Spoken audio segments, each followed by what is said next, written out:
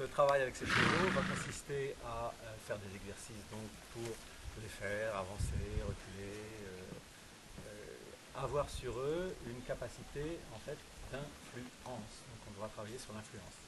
Pourquoi le cheval? Parce que cette capacité d'influence qu'on peut avoir sur le cheval, on peut faire des parallèles avec l'influence qu'on peut exercer dans des relations humaines. On sent pas du tout. On se sent pas stressé.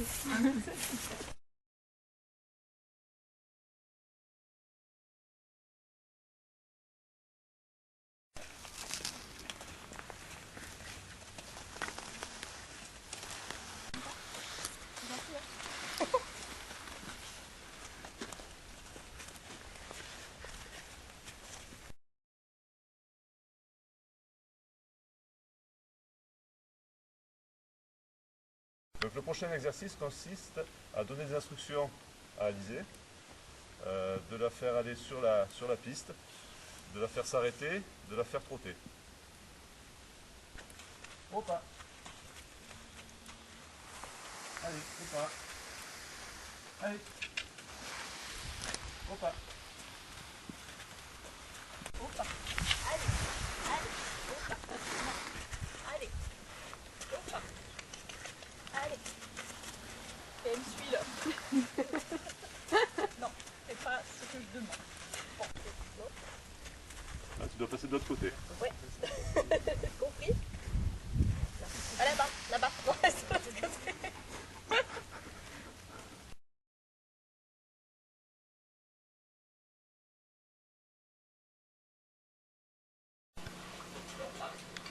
Donc là, nous voyons voilà, une mauvaise position.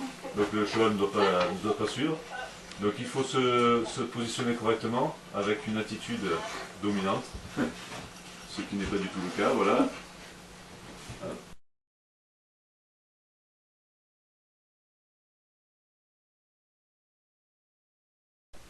Donc autorité avec le cheval, ensuite l'autorité avec le cheval qui s'exerce sous forme de dominance, et puis on arrivera très vite à l'autorité hiérarchique, avec un contexte beaucoup plus complexe, évidemment en entreprise que dans le manège. On parlera également des styles d'autorité que chacun utilise en fonction de sa personnalité, également en fonction des contextes dans lesquels on se trouve. On continuera en parlant de peut-être la chose la plus importante, intéressante, d'une part les fonctions, d'une part les effets de l'autorité et d'autre part les leviers de l'autorité. Et il sera intéressant de voir qu'est-ce que vous utilisez comme levier pour exercer votre autorité. Une chose intéressante aussi, c'est l'idée de la coopération et de la résistance.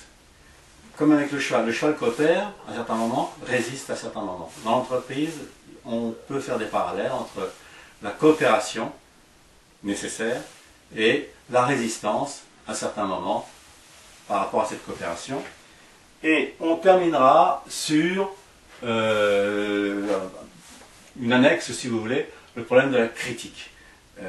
La fonction de la critique et les risques de la critique. Voilà en gros le programme qu'on va avoir pendant cette heure sur l'autorité.